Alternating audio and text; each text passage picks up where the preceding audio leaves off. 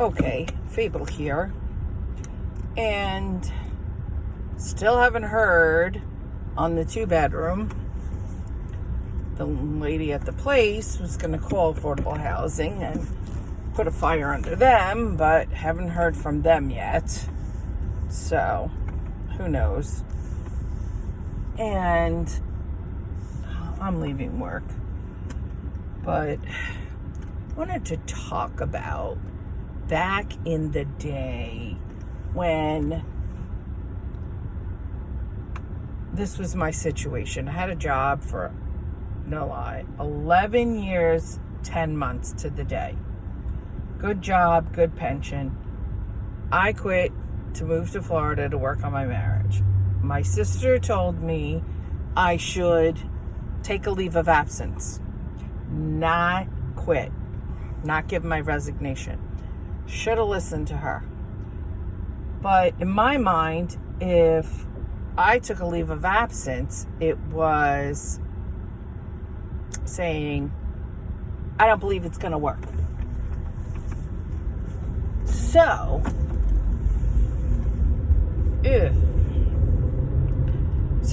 stupidly, I did give in my resignation. Was told by the powers that be that doesn't work out, you have a job here. Wasn't the case. So,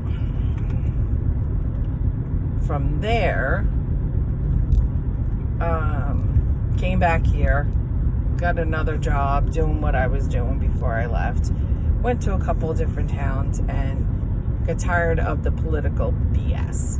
Now, by that time, I would have had a good almost 20 years in. And 25 years and I'm done. Well, plus 55. So, I should have, take a leave of absence. And at the end of this year, 55 and 25 years in, I could be retiring. Is this guy kidding me here?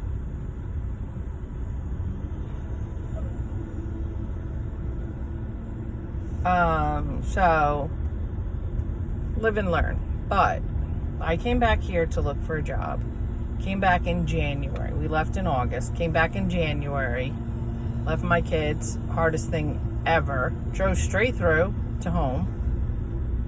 To where I was living before we went to Florida because the house didn't sell. And from there, I turned around and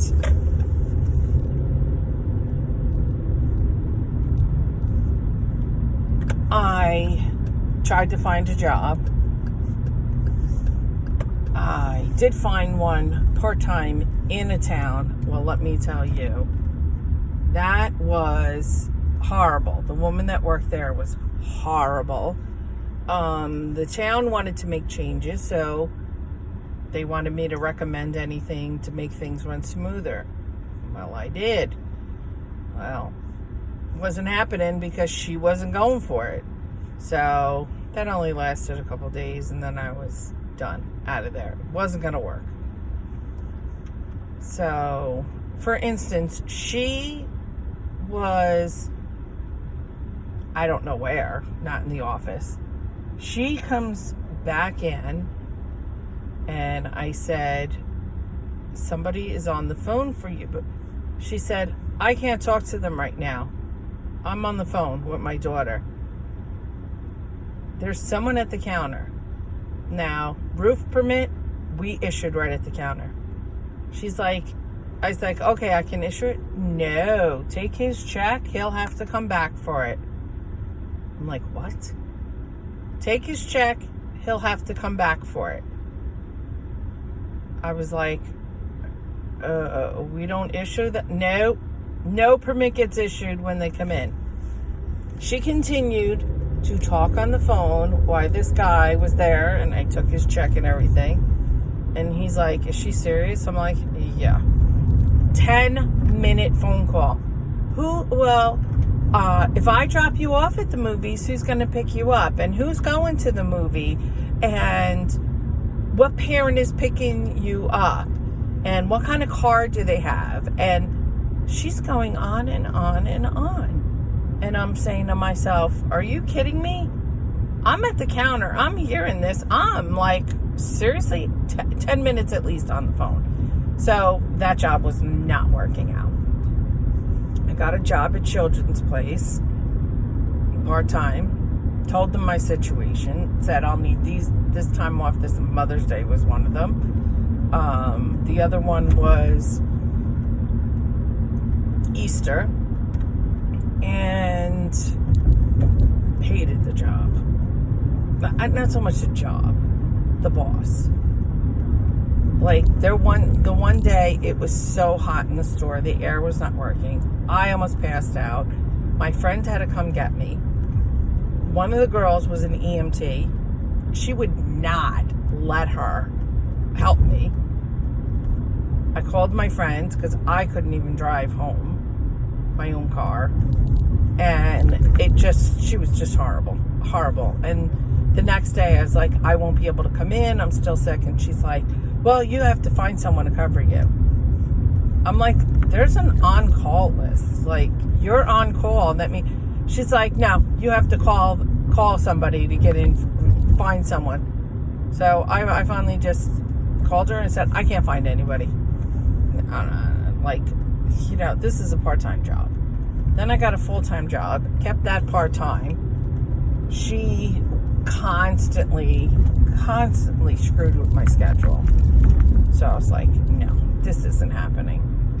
So, but during that time, my ex was not giving me any money. I had no money. And the petty little money that I got from Children's Place was really not cutting it. I had to cash out my pension. Not something fun I wanted to do. Not something I wanted to do at all. So, caught up the bills, had a little bit of money, caught up the mortgage. Big mistake. Shouldn't have done it. But my kids got to stay in their home a few more years. Well, my friend Patty was like, oh, why don't we, I was looking for jobs. Why don't we go and go for a walk? She'd asked me to come over. Oh, you want a cookie? You want cake? Listen, I can tell you this, people. I counted on that. She would say, oh, you want a cookie or something? A cup of coffee before we go walking? Sure. I took it. I was starving. Then when we came back, hung out, she's like, oh, you want something to eat for lunch or whatever? I took it because that was all I was getting to eat. My sister-in-law in Spotswood, oh, why don't you come up? And I would have 2 plates of food because that's all I ate all day. I really had nothing. If it was, my sisters would invite me over, friends would invite me over. They're like, oh, coffee, oh, I have cake. You want? Yeah. Because I was starving. Those were the only real meals I was getting sometimes because I was trying so hard to pay bills with my petty little Children's Place salary, part-time. I think it was like $8 an hour back then. And my ex was not giving me a penny. And I just really, I am so grateful to those people that invited me over. They have not a clue. I'd be negative in my checking account. Totally negative. And bouncing checks. And not until I got my next Children's Place check could I put the money in. So if I was making a payment for $25, the check would bounce and I'd have to pay $30. So I was paying $55 for a $25 payment. So I was always in the hole. Like I said, starving. And I'm going to kill my son. He's parked in my spot. I just could not get ahead. And then I got Piscataway. And that was steady money. And I finally got ahead. The worst part was until my kid... All right, I'm trying to back up here. And it's horrible parking here. I'm going to kill my son. So, I really, really counted on the kindness of friends. And sometimes dates. That's why I started like dating, because I don't know what's wrong with this. I don't know what's wrong with this screen, but it doesn't look good. But I really, really counted on the kindness of friends. And I took screenshots when I was in the negative. I took screenshots when I had literally a penny in my checking account and prayed to God nothing else cleared before I could, get money in there. And because I'd be like, oh God, if it does, I'm going to be, ugh. And I was getting to that point again with paying this rent, $2,200 a month, which is insane, more than most people's mortgages. I could have afforded to stay in my house, but I couldn't afford the bills. It was a 4-bedroom, living room, dining room, kitchen. The mother-in-law part was not insulated well. The furnace AC was going, so it was working so hard because it was so old. And it was like $600 a month to heat it, $600 a month to cool it in the summer months. It was just too much. The bills were what was killing me, not the mortgage. I mean, if it was a much smaller house and the mortgage, I would have been like, yeah, hey, this can work. But he mortgaged. And one time he's like, okay, we're going to go talk to, and the guy's like, all right, here. I go, whoa, no, I don't want to keep that much money out. He's like, I was like, no, we're not doing this. He goes, no, we're closing today. I had no clue that he went through and did everything. And I said we were just going to close and do this. And he was supposed to hire people to do the siding in the windows. Did not. Went and did it himself. I don't know. I should have stood up for myself. I didn't. But I'm sure my marriage would have ended a lot sooner. Maybe in a lot worse place, because I wouldn't be getting as much of his pension as I am. Stuck it out for my kids. But who knows? But that's why I give back. I try to give back, because so many people did not know. They had not a clue that the meal they were giving me was the only meal I'd be getting all day.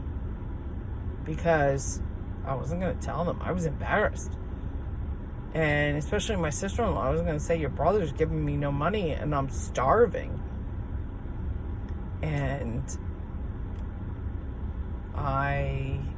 at the job, if anybody, Piscataway, when I was first there and people brought in stuff, oh, this is for everybody. Oh my God, yeah. I'm going to eat it. I'm going to save money rather than, and it's a terrible way to live. So that's why I like to give back when I can. And that's why I'm doing those bracelets, my sister-in-law's mom, and I'm also going to maybe sell some around here. See, if anybody wants them, put them up on Marketplace. And the money I raise will go towards a good cause. Go towards something, something good. So I'm kind of thinking about giving them, making ones and giving them to the organization that helped the little girl that I knew that passed away from cancer. I'm not sure yet, but all that money will go to something besides, my sister-in-law's mom. I might say one for her, one for me, one for her, one for me, meaning me to sell them. And maybe it'll take off and be a little side business for, well, I shouldn't say business, a side fundraiser. So, but we'll see. We'll see how that goes. But I'm sitting in front of my house. I want to go see my granddaughter because she's going to be leaving shortly. And I will not see her. I don't know if I'll see her Thursday. So I will talk to you all later. Hope everybody had a great Tuesday. And I hope a lot of you had off yesterday for Labor Day. All right. Talk to you later. Bye.